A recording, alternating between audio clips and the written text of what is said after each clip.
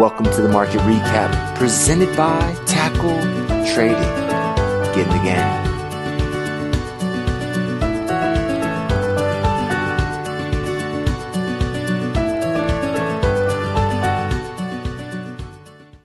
Good afternoon, Tackle Traders, and hello, YouTube. This is Frank coming to you with the market recap. It is Tuesday. It is the 16th of April. An interesting day in the market here today.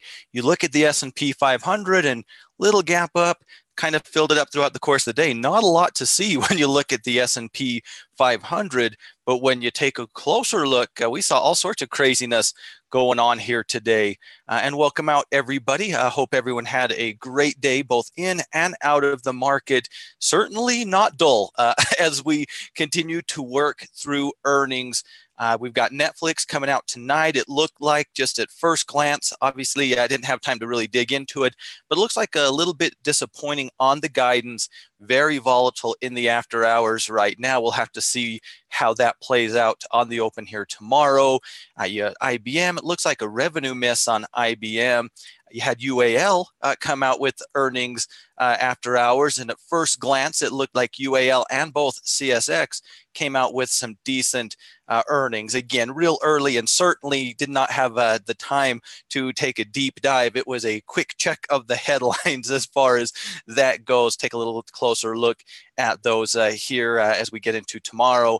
I'm sure Coach Mark will be talking about these and other earnings over in the Coaches Show here tonight as well.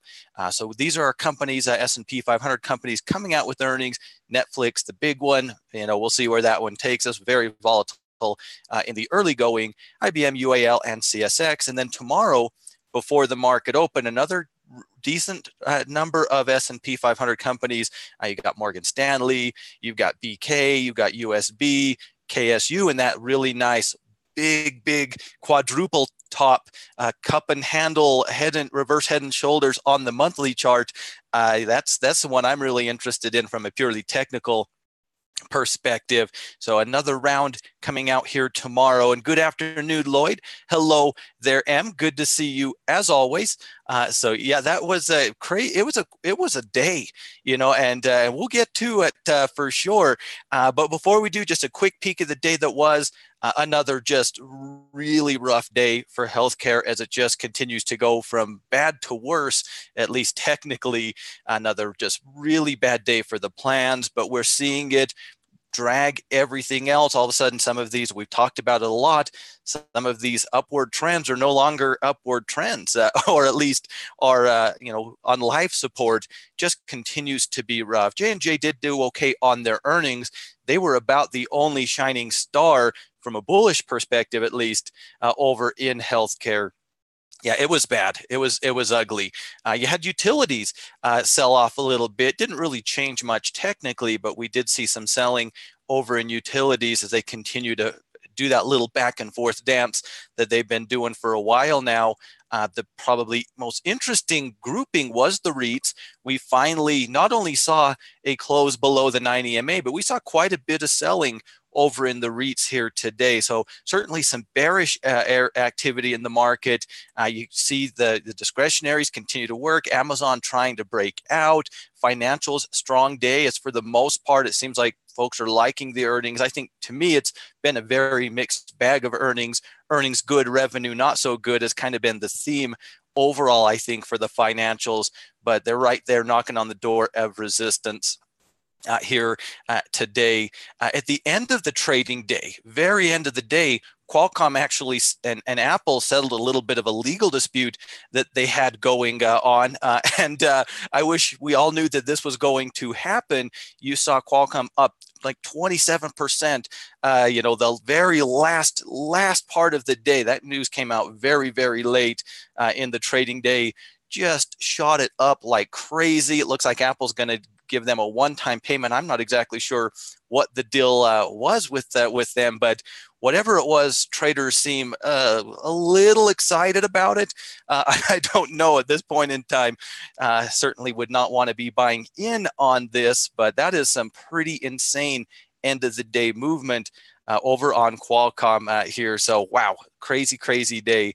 You just saw a ton of movement across the board. But before we get too crazy, let's go see the S&P and say, well, how in the heck do we see all this big movement when this is the day that was in the S&P 500, right? We're seeing it, the different areas, and this is where, keep an eye on those sectors is so very important. I wanted to go into a 15-minute time frame just to take a peek at how we did on the intraday. And hey, Scott, good to see you. Hi, Patricia.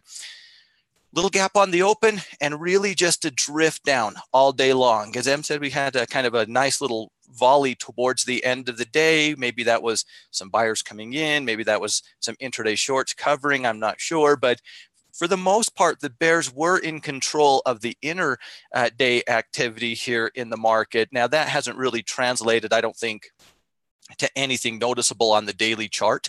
At this point, just another day, another doji above 2,900 as we just kind of inch our way. I mean, technically, we were up on the day, right, on the S&P, not by much, but technically we were, as we continue to just inch our way towards that resistance level, still above everything, so from a broad perspective, things are still looking pretty good. Not a lot of resistance, as you guys know, until we approach, knocking on the door of these all-time highs on the S&P 500. So not a lot to say about our indexes. Just another day with the NASDAQ doing what it does as well, closing up, just continuing this trend. Again, marching closer and closer, and we are darn close to that all-time high on that NASDAQ right now. It looks like, and who knows for sure, but it looks like that's going to be the first one to get tested. It looks like NASDAQ's on a pace to be knocking on that door a little bit before the S&P 500, and that's going to be an interesting fight. I would expect, because I can only think about, how I would approach it, but any chart that looks like this, right or wrong, I'm thinking, hey, we're at the all-time high. Let's think about taking some profits. That's how I would approach this. I think it's clearly a profit-taking time as we're dealing with these all-time highs, but that has not really been the market's MO as of late either. So I do think we want to keep a close eye. It's tough to break all-time highs. You guys know that. I know that, but certainly it can happen. And if it does, just yet another bullish signal. And even if we pull back, that's not, in my mind, a bearish signal. At least it may turn into one, but it won't be day one by any stretch of the imagination. But we're knocking right on the door of those all-time highs there on the NASDAQ. That's going to be an interesting fight. Over in Dow, very similar to the S&P, just another day, another crawl to the upside as it just continues to work on its march. I mean, it really looks like that's what the market wants to do, is test these highs. Dow Jones, no different by any stretch. And then lastly, the rut just continuing to hang out at that resistance level. This has turned out to be a little bit of a battle for it, and so I think we should respect it if we can push through this. I do expect a march up towards 16 to be relatively easy to do from a technical point of view, but we have yet to be able to break through that resistance. We're knocking on the door here on the Russell, but we are still not, nobody's letting us in, at least not yet. So you look at the indexes and you think, not that much of a day. Then you look at the sectors, you had some of the packaging companies, and I couldn't figure out why. And I never did figure out why. I dug around a little bit, but IP, WestRock, somebody else, some of these packaging companies gapped down on the open. It wasn't earnings as far as I know. And I couldn't really figure out why they were doing that, but really came off of their lows. So it looked like maybe they were going to drag the material sector down a little bit today, but ultimately they caught some intraday lows. A lot of other areas, of course, were showing a lot of strength in the material sector, coming right off of that 9 exponential moving average, right back into that resistance zone. So we're still knocking on the door of, in my mind at least, of a potential break. I still really do like this break within this space. I know we talked about Lynn a few days ago, a week or so ago, but very strong overall upward trend.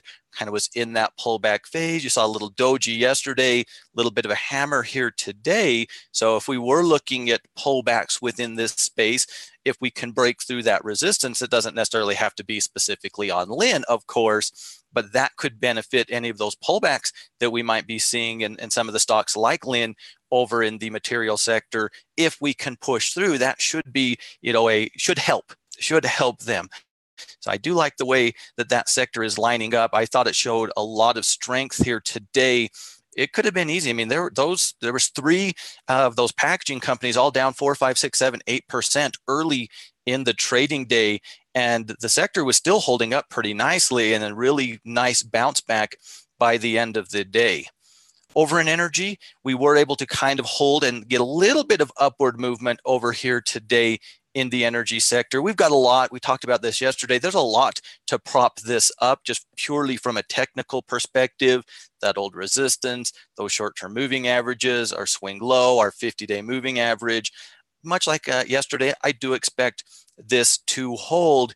I threw this up on the Tackle Twitter. I thought that this was an interesting looking chart on EOG. Not so much these guys, of course, in the energy sector. Not so much when I look at the daily chart. I mean, kind of, when I look at the daily, hey, we broke resistance. We're kind of hanging out, testing that old resistance as new support. But when you look at it on a weekly chart, and for a long time, I've been looking at these guys from a bearish perspective, personally, that's a big old W pattern that we broke out of here yesterday, and we're actually testing that.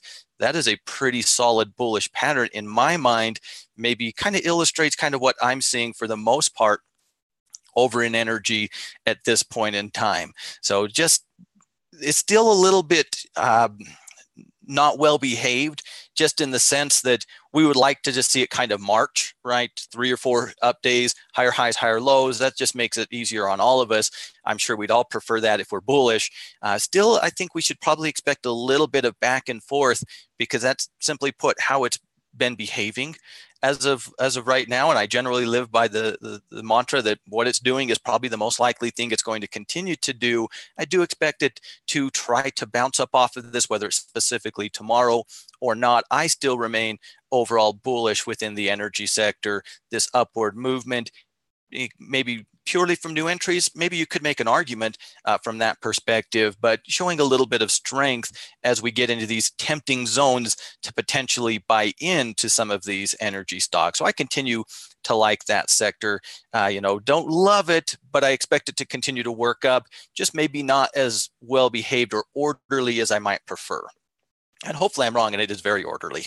So over in financials, another round of earnings, and we still have more coming out here, but for the most part, traders seem to be appreciating them. We're still knocking on the door of what's a pretty major level of resistance, right? If we kind of think about what this looks like, when we saw the S&P 500 break its version of this, we had some nice upward movement. We're still watching that the Dow kind of show some strength off of the break of this same type of a pattern. So that's a pretty significant level of resistance. Again, I would like it maybe to consolidate for a few more days, at least in the next week, get us behind a few more of these earnings. There will, of course, be more financial earnings next week and beyond, but a lot of the big names, especially the big banks, will have reported by then. And certainly I would prefer it to wait. If it wants to break, I'll call it a bullish signal.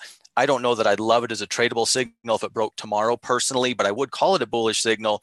But if we can get a little consolidation here, followed by a break as traders kind of digest these earnings, and what they really think about them, that could be something as we look to the end of the month, might be something interesting. Still haven't broke that resistance. It still continues to be a fight. We saw a lot of good movement here today.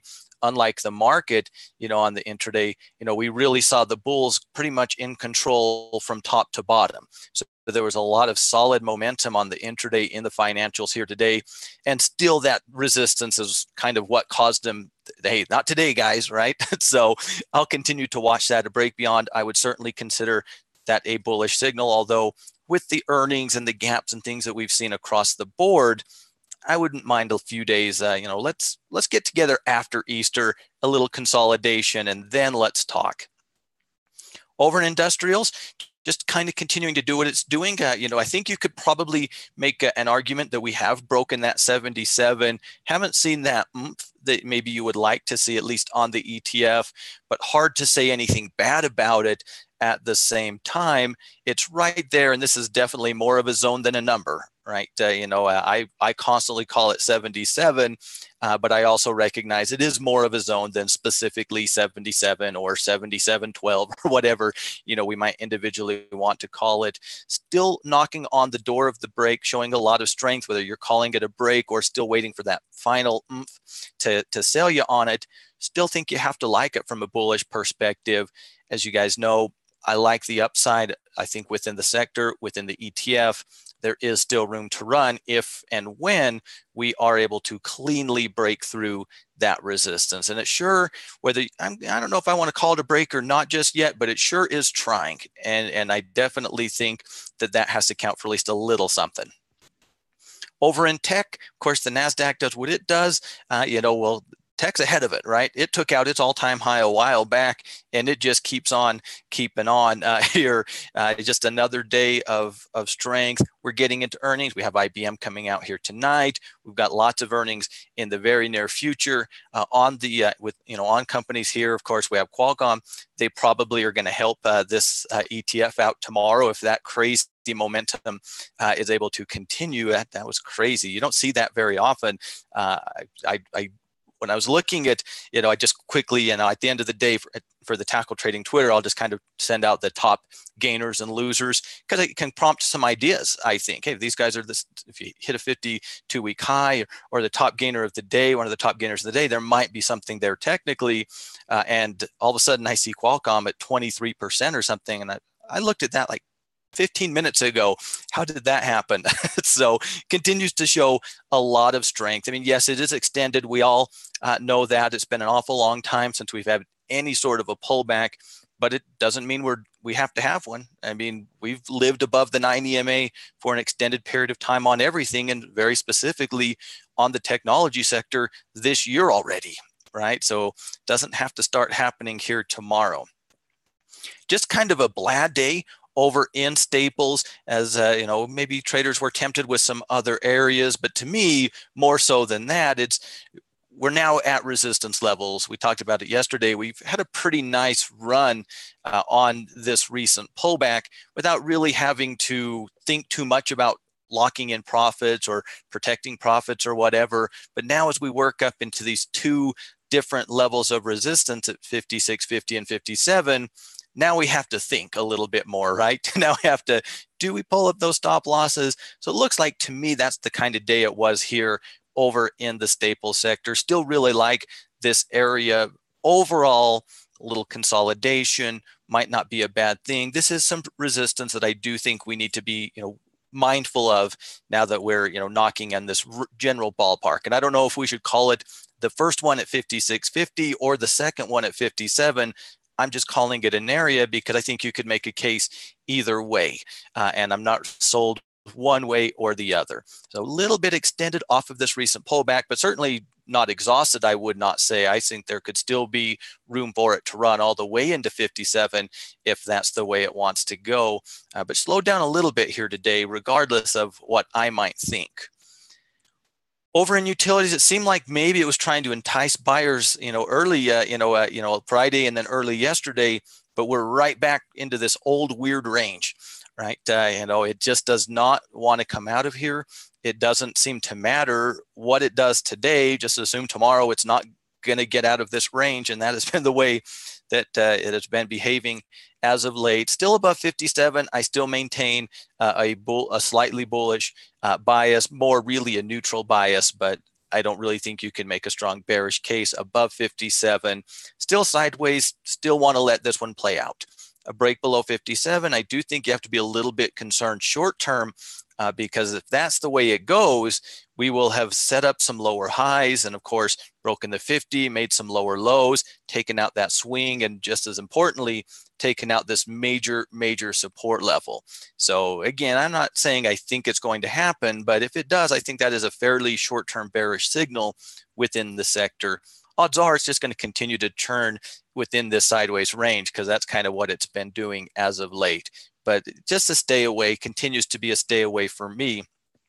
Nothing it did today changed my mind based off of what it's been doing over the last few weeks. Then you have healthcare that just keeps getting uglier and uglier by the day. You had United Health come out this morning with earnings before the open, and actually in the pre-market trading, it was up. And I said, yeah, do I want to even tweet this one out? I didn't want to tweet it out being up because I didn't want I didn't trust it at all. And how can you? These healthcare plans are so beat up. But we actually gapped on the open, and then, well, it was ugly throughout much of the rest of the day. It looks like towards the end of the day, you did have a little bit of shorts covering. At least that's what I would assume that little bullish rally at the end of the day was. Very bearish. Actually, their earnings didn't seem that bad to me. In a different world, maybe they're having a good day instead of this. It just continues to be rough over there, and I think that's about as nice as you can say it. After breaking out of that little triangle last week, we thought maybe we're going to get a little bit of a snapback yesterday. Well, it was a one day, and it was very lightly snapped, if that's in fact what it was.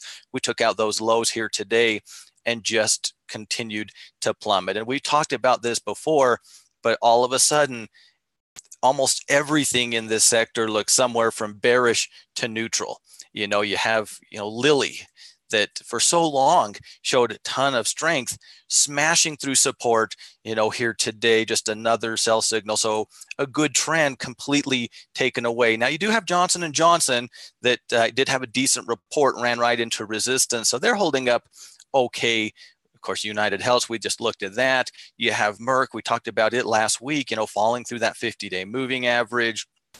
You have AbbVie desperately trying to hold to its breakout, one of the few areas that maybe hasn't shown some clean sell signals here today or to date. You have MDT that broke down not too terribly long ago. So it just continues to be an area that I don't know how anybody could want to be a bull on healthcare right now. It's fine if it's too extended for you to want to be a bear. And hey, maybe this is the bottom, but boy, I have a hard time seeing it here today. Looking at the weekly chart on the ETF, it's pretty ugly. Now all of a sudden we've created some lower highs here, lower lows in the short term. Really have a hard time seeing how this can quickly turn around. It can. I know that it can, but I don't see the path for it to do that, at least as of right now. Just continues to be, for me, bear or go home. And while there's a month ago, very open to, both bullish and bearish plays, as long as they weren't in the healthcare plan space. Right now, I really wouldn't want to be a bull. It is just showing way too much weakness in my mind to try to swim against that momentum. Just continues. He's like, I think there was Humana, UNH, I think somebody else, Amgen hit a new low, or was it ABMD hit a new low, 52-week low, I should say. So just continues to be, it's rough. Then you have discretionary that just finds a way every day, finds a way every single day, no matter what it seems is going on around it, to just creep up a little bit more. Broke right through its all-time high with relative ease. You had Amazon take out a little bit of resistance here today. Certainly a big player in the discretionary sector. I don't know if that's maybe something you love as a trade. I don't know. That's probably up to you, but I would definitely call it a bullish signal. Regardless of that, we just continue to show really nice strength. We've talked about kind of some of the more beat up stocks, the Kohl's and the Macy's and whatnot, showing at least some characteristics of upward trends, right? Maybe you don't love them as tradable, candidates right now, and that's understandable.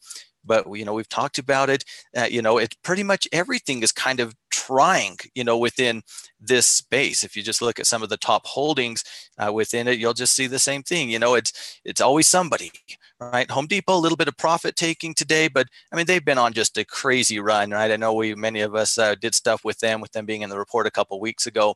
McDonald's just hitting an all-time high off of a recent break. Nike, we talked about them yesterday or the day before. I mean, they went from a earnings miss into a potential kiss goodbye, working back into that. And now all of a sudden they're challenging an all-time high, right?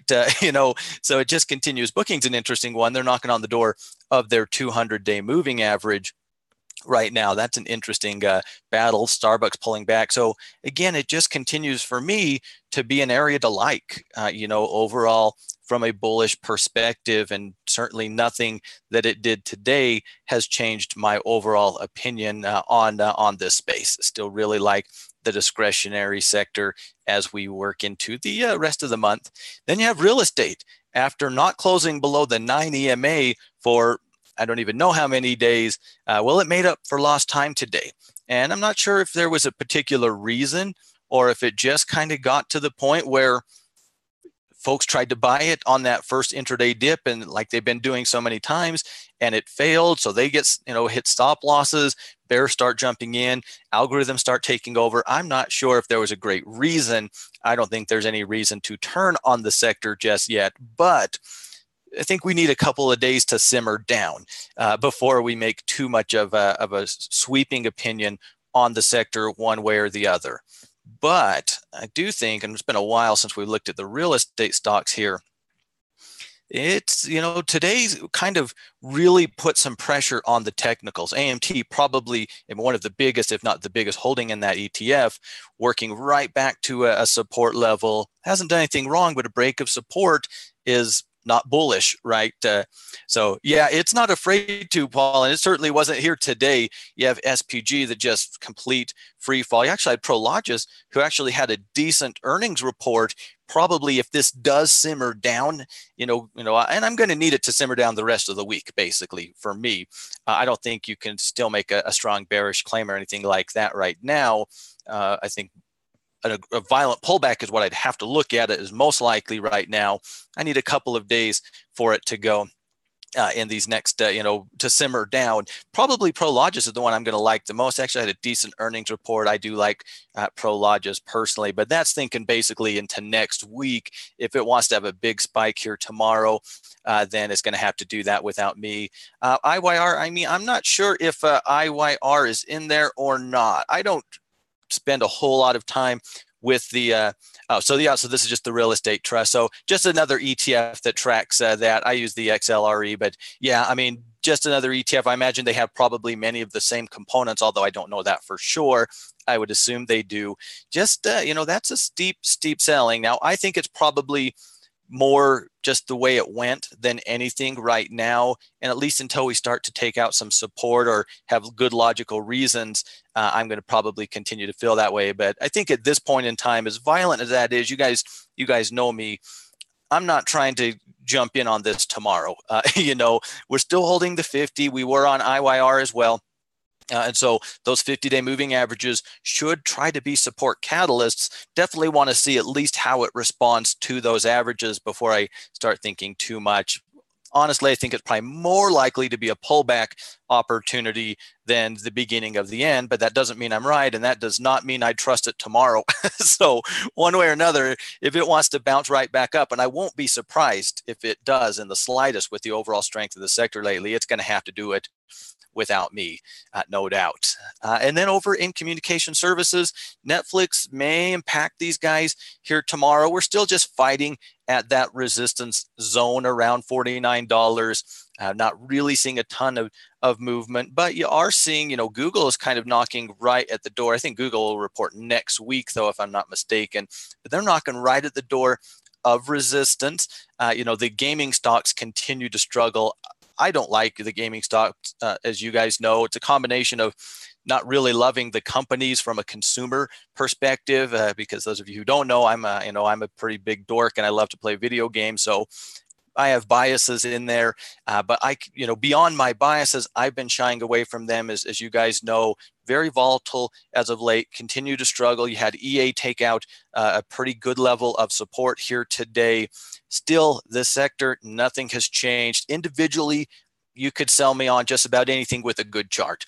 Collectively, I want nothing to do with the sector as a whole. As usual, no surprise there, right? We are fighting at that resistance level. I think I need to see earnings for the most part before I get swayed that I should change my view of the communication services. maybe a good or a bad slew of earnings could get me on board one way or the other. But still, for me, individual components, very open to just not looking at it as a sector play so much as an individual component type of a play. So, I mean, we saw some movement today. There is no doubt about it. Healthcare continues to be very bearish and doesn't look like there's any great reason to think that it has to turn around tomorrow. I mean, maybe tomorrow is the day, but I can't think of any logical reason why it is. A lot more selling in real estate, and I'm not too concerned about it yet. We've not had a pullback for a long time, and sometimes you just get heavy selling, but you can't love it. If you were looking for a pullback in the REITs, that's probably not the way you wanted it to start. Now, maybe it gives us something. We do have some 50-day moving averages, but a little more selling over there, no doubt about it. Financials, though, really responding well to earnings, even though in my mind it's been more of a mixed bag than a good or a bad earnings season so far in the financials. My mind is my own. I'm free to my opinions, but the simple reality is traders have been responding, for the most part, pretty positively to those financial earnings, at least as of right now. Not much in the VIX here today. Doji day in the market usually means not much to see over in the VIX. Over in the dollar, we did see some upward movement off of that doji or doji/hammer, whatever you want to call it, off of that 50 yesterday. I get it. I'm not on board with it, though. As you guys know, still looking at it within the range. I'm not going to be surprised if it wants to take another run at that range, but nothing has changed. Still very sideways for me from the broader perspective, and I'm not interested in trying to dance around here in the middle. But that was some nice upward movement off of the 50-day moving average here on DXY. So, if we can take out this little high base that we kind of set up, and that should be a little bit of intraday resistance for us, probably does have a little bit of room to go. Right. So certainly I could understand where maybe the pullback traders are coming from, but, I'm nothing if not consistently boring. I'm still waiting for this to come out of the larger range before I get too excited. Gold is going to just make us have to wait. It did, break 1280 here today. It closed right there, 1279.4. I don't think you can call that a break. I'm certainly not ready to call it a break just yet. I am certainly willing to concede that it could break as early as tomorrow. And if that dollar wants to take a run at resistance, or heaven forbid break that resistance, likely going to see some selling in gold. I don't think I will call this confirmation. I think maybe a more aggressive trader than me might. We did break 1280, and at least for me, that is where I had support. But I don't think, with where it closed, that is not enough to sell me. Below today's low, if we close or even continue this movement below today's low tomorrow, maybe that could sell me. There will be time, or there won't, and whatever. If I miss out, I miss out. Won't be the first, won't be the last time. That's not what I'm too worried about. If this does give out, and it looks like it's got a fight on its hands, I'm not going to buy it off of that support hoping it bounces. Of course, that's not my style. If it does give out, we really don't have a lot. We really don't have a lot of support to prop us up, until this 200 period moving average, in my opinion, which puts us in the mid 1250s. I'll call it around 1260, but honestly, I probably have it closer to 1250 as our next real level of support. There is room. If this breaks, I think that is a pretty bearish signal. And again, for me, it was too close, and I'm not willing to call it for better or worse. I am not ready to call that it broke down here today. But if it does continue to sell, well, tomorrow could be the day that it does sell me. And really, I don't see any logical technical reason to want to buy this in the short term. That's a pretty ugly sell signal if and when we do get that clean break. All right, looking at this weekly chart, pretty darn ugly.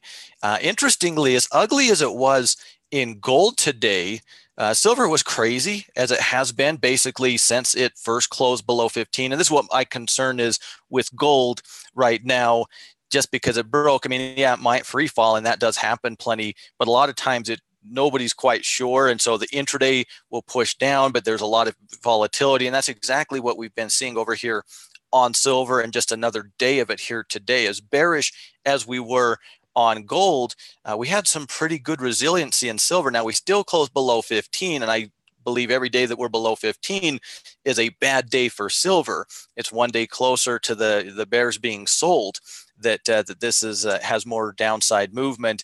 But short term, the volatility is still there, and that's really what I want to see, and that's what my concern with gold is. And while I'm not jumping in on the first break below 1280 for better or worse, because my concern is that day-to-day volatility as traders get ready. That doesn't make me right. That just makes me, a wimp, right?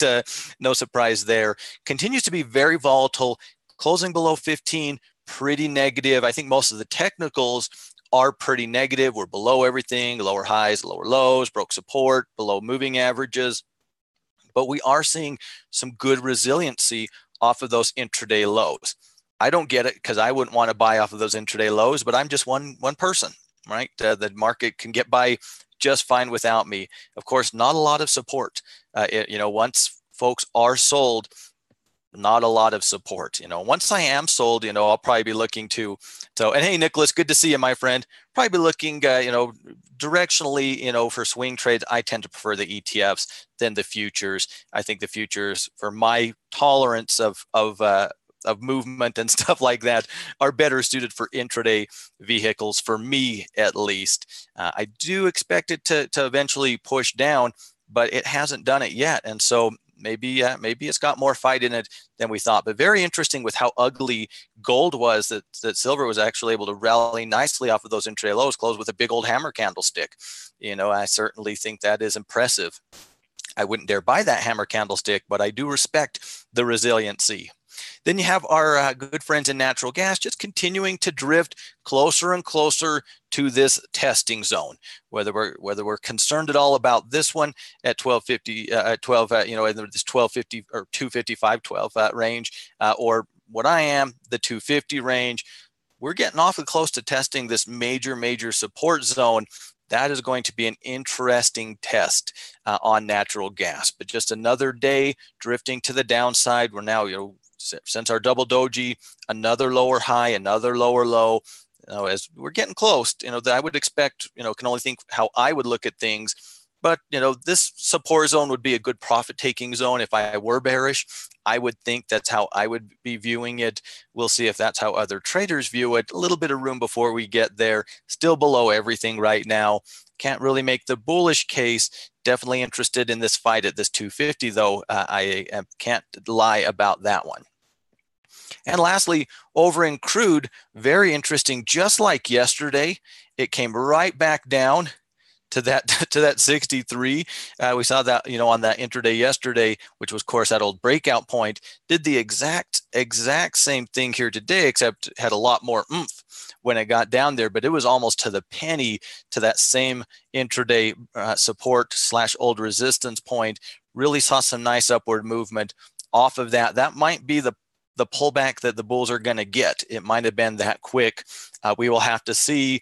We know we're knocking on the door of resistance. We know that we have some overhead at that point. Let's go back to that hourly chart just to take a closer look. If we can break through that, don't have any problem calling this another bullish signal, and expect more bullish movement to the upside, maybe into the 67 or thereabout range is kind of that next move that I'm comfortable. A break beyond 65. I think 67 or approximately there is, I would expect that to be attainable in a relatively short time period. Still has to break it. Just because we bounced off of that today doesn't mean we can't pull back a little bit more, but I have my doubts, with how strong crude has been as of late. And a very nice predictable move off of that old resistance level for any of the intraday traders out there. That was probably a pretty easy trade if you are, intraday trading crude. So I hope, I wasn't, but I hope you were here today. So, it's an interesting market that we're in. It remains a stock pickers market. Overall, the bulls seem like they're in control, but we're starting to really see separation in some of the sectors, most notably, obviously, healthcare.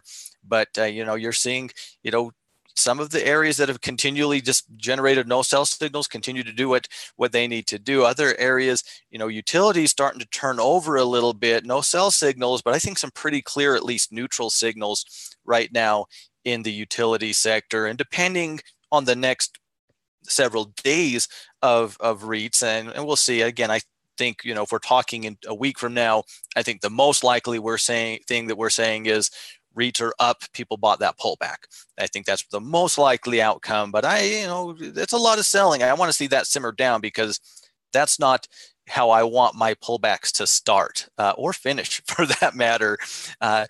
Plenty of earnings coming into tomorrow. I know Coach Mark doing the Coaches Show tonight. So for all of you pro members, make sure you check that out. I think it's Mark and Grant doing that. And whenever you get Mark around during earnings season, you can bet that you're going to talk earnings.